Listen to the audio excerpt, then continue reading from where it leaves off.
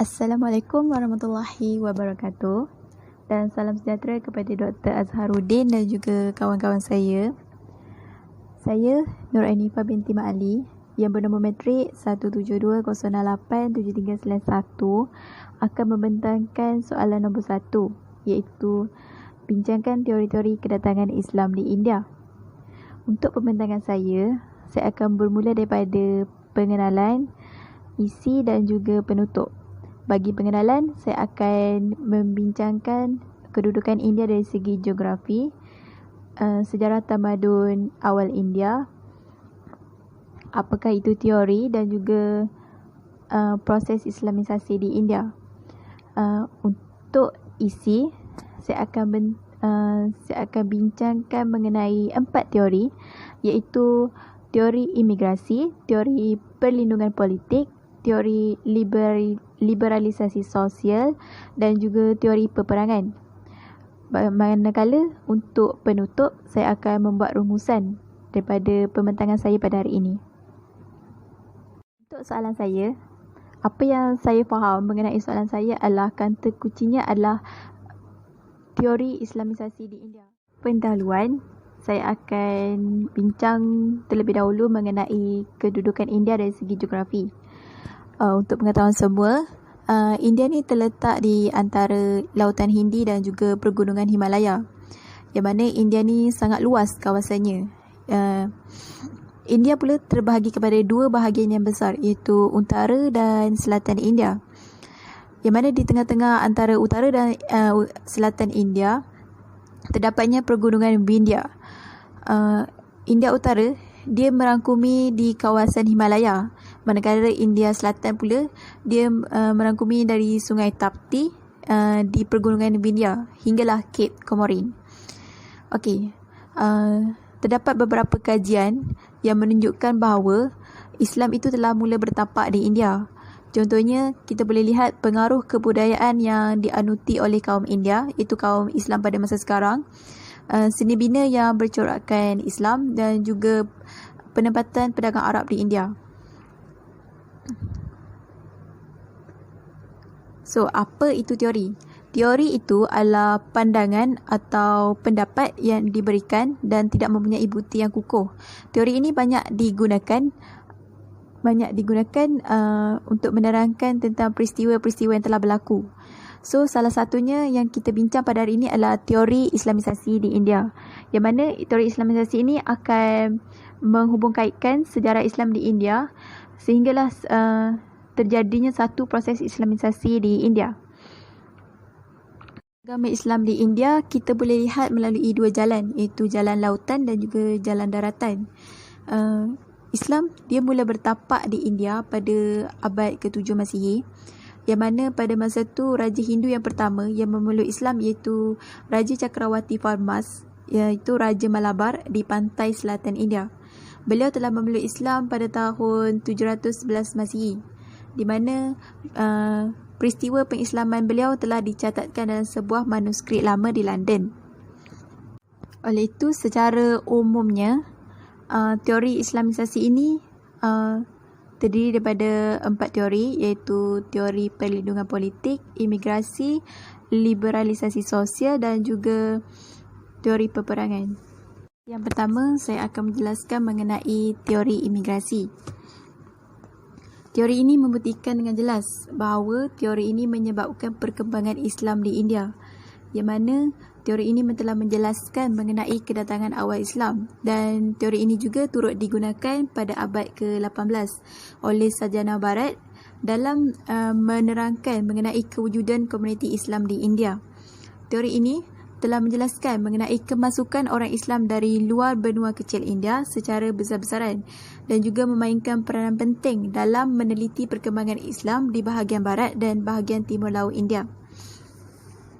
Teori ini juga memperlihatkan bagaimana kehadiran dan penyebaran agama Islam di India telah berlaku kerana kemasukan orang Islam dari luar kawasan India secara besar-besaran. Perkahwinan antara pedagang Arab dan penduduk tempatan juga telah pun berlaku. Namun begitu, hal ini berlaku dalam keadaan bilangan yang kecil.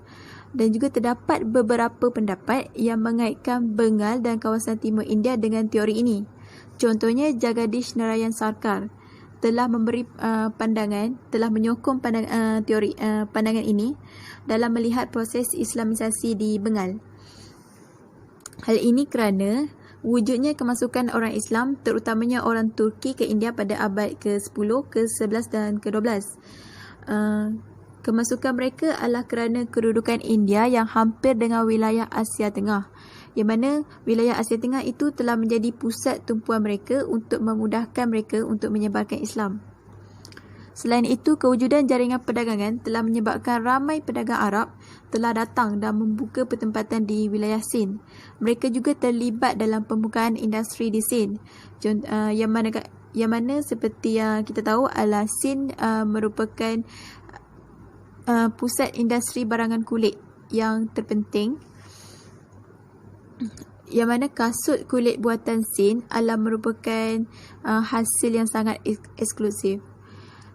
Selain itu, penguasaan Islam di wilayah Sind juga telah mendorong kepada pembukaan satu interaksi intelektual antara masyarakat Islam dan juga masyarakat tempatan. Antara sarjana Islam yang telah berkunjung ke Sind adalah Abu Hafs al-Asadi dari Basrah. Golongan-golongan yang telah melakukan imigrasi ke India adalah golongan sufi, para ulama dan juga pedagang dan tentera upahan, yang mana tentera upahan itu mencari tuan baru. Ini adalah teori peperangan. Teori peperangan ini dikatakan mempunyai kedudukan yang istimewa dalam kalangan sarjana barat. Malah, mereka juga dianggap istimewa kepada golongan yang melihat Islam itu sebuah agama yang ganas. Jadi, mereka telah menyokong teori peperangan ini. Teori ini telah menunjukkan bahawa kedatangan Islam di India adalah dibawa melalui cara ketenteraan dan juga memaksa rakyat tempatan yang menganut agama Hindu, Buddha dan Jaina untuk memeluk agama Islam. Oleh itu, teori ini telah dikenali sebagai teori yang paling tua yang telah melihat Islam disebarkan di seluruh dunia. Okey, bagi penyokong teori ini, mereka menganggap apabila mata pedang itu telah diletakkan di leher masyarakat tempatan, maka penganut agama yang bukan Islam itu terpaksa menganut agama Islam semata-mata untuk menyelamatkan diri mereka sendiri. Tapi tanggapan dan pandangan ini dianggap lemah.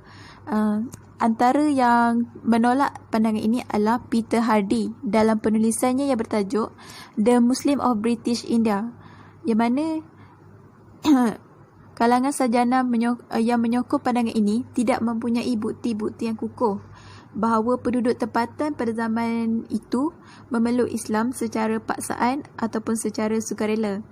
Tapi pendekatan ini telah diambil mudah oleh mereka untuk disebarkan, untuk membuktikan bahawa agama Islam itu adalah agama yang ganas.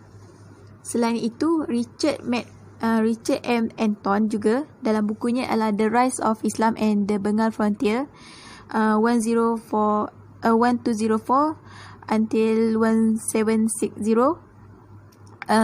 beliau melihat teori ini sangat lemah dan tidak sesuai diaplikasikan di India. Kerana jika teori ini berlaku dengan sebenar-benarnya, maka semestinya kawasan tersebut terdedah kepada peperangan yang mana berlaku antara orang Islam dan juga orang bukan Islam. Tapi keadaan di India pada masa itu tidak melambangkan sebegitu.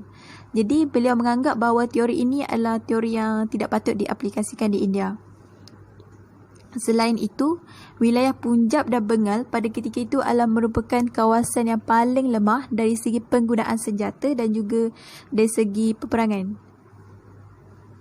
Namun begitu, teori ini adalah mustahil untuk ditolak dengan begitu saja.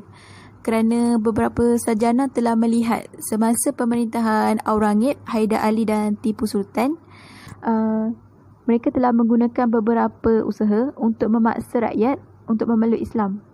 Ditambah lagi pada ketika itu, tentera Islam mempunyai kekuatan dan juga kelebihan berbanding tentera tempatan yang sedia ada. Maka, ianya menunjukkan bahawa teori ini bukanlah satu teori yang salah 100%. Tapi menurut T.W. Arnold dalam bukunya Preaching of Islam, beliau menjelaskan bahawa perkembangan Islam di India ni telah menunjukkan penggunaan kekerasan tu adalah sangat minimum. Hal ini adalah kerana pusat pemerintahan Islam iaitu di Delhi dan Agra sewaktu kemuncak kegemilangannya, pada masa itu jumlah penduduk agama Islam itu adalah sangat kecil dan tidak mencapai 1/10 daripada jumlah populasi penduduk. Jadi teori ini ditolak oleh T.W. Arnold kerana mustahil berlaku peperangan pada masa itu kerana jumlah penduduk Islam pada ketika itu adalah sangat kecil. Ditambah pula melalui ayat Al-Quran yang membuktikan bahawa Islam itu tidak memaksa penganut agama lain untuk memeluk agama Islam. Namun, Islam juga menekankan konsep dhimah, iaitu seseorang perlulah dilindungi setelah mengakui ketuhanan Islam. Konsep ini telah menunjukkan bahawa sememangnya mengakui kewujudan penganut agama lain dan perlindungan keselamatan mereka akan tetap dijamin sebagaimana yang sepatutnya. Teori perlindungan politik. Teori ini menerangkan bahawa masyarakat tempatan yang memeluk agama Islam itu adalah untuk kepentingan mereka sendiri dan adalah untuk mendapatkan beberapa kelebihan seperti pelepasan cukai, kenaikan pangkat, mendapatkan pekerjaan dan juga seumpamanya. Golongan yang menyokong teori ini menegaskan bahawa agama Islam telah menjadikan asas terpenting untuk memperoleh kelebihan dari segi politik. Mereka juga telah berujar bahawa catatan Ibnu Battuta pada abad ke-14 menyatakan bahawa masyarakat tempatan yang baru sahaja memeluk agama Islam akan menerima hadiah yang mewah daripada Sultan Khilji pada zaman tersebut. Hal ini secara tidak langsung telah menarik lebih ramai masyarakat tempatan untuk memeluk agama Islam disebabkan tawaran yang telah diberikan. Adalah teori liberalisasi sosial, yang mana teori ini adalah mempunyai pandangan yang hampir sama dengan teori perlindungan politik. Teori ini juga dilihat boleh diterima dalam menjelaskan proses Islamisasi di India. Hal ini adalah kerana teori ini banyak menjelaskan mengenai masyarakat kelas bawahan yang sentiasa menerima tekanan dalam kehidupan seharian mereka daripada golongan kasta atasan, lalu mereka memeluk agama Islam semata-mata untuk membebaskan diri mereka daripada cengkaman golongan atasan. Hal ini adalah kerana agama Islam sangat mementingkan persamaan sosial dan juga tidak membezakan seseorang dengan orang yang lain berdasarkan kelas sosial atau sistem kasta, yang mana sistem kasta ini telah digunakan di India. Namun begitu, bukan sahaja golongan bawahan yang memeluk Islam, namun begitu mereka yang daripada kasta atasan, Brahmin dan juga tuan tanah juga turut memeluk agama Islam. Contohnya zaman keemasan dalam pemerintahan Islam boleh dilihat pada zaman Akbar. Hal ini adalah kerana zaman ini telah menggunakan dasar liberal untuk menarik lebih ramai masyarakat tempatan untuk memeluk agama Islam.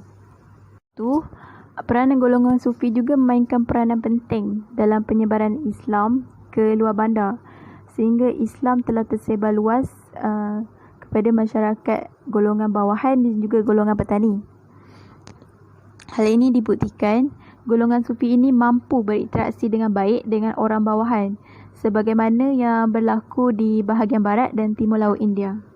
Kesimpulannya adalah teori kedatangan Islam di India adalah merangkumi 4 teori, iaitu teori imigrasi, teori perlindungan politik, teori peperangan dan juga teori liberalisasi sosial. Kenapa saya membincangkan 4 teori ini mengenai teori Islamisasi di India?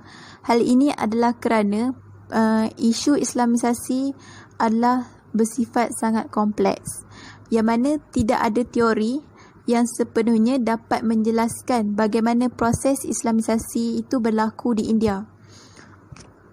Selain itu, kedatangan Islam sejak abad ke-8 di India tidak melibatkan keseluruhan kawasan India sehinggalah abad ke-13. Ia hanyalah merangkumi beberapa kawasan seperti kawasan Sind, Bengal dan juga Malabar. Kesan pertapakan Islam ini juga dapat dilihat dari aspek perkahwinan campur, hubungan perdagangan India dengan Asia Tengah, seni bina bercorakkan Islam seperti Taj Mahal. Kedatangan Islam di India ini juga telah menunjukkan bahawa Islam merupakan agama yang terkuat di dunia, sehingga mampu menguasai 2/3 dunia, malah semakin berkembang ke seluruh dunia. Sekian pembentangan saya pada hari ini. Sekian, terima kasih.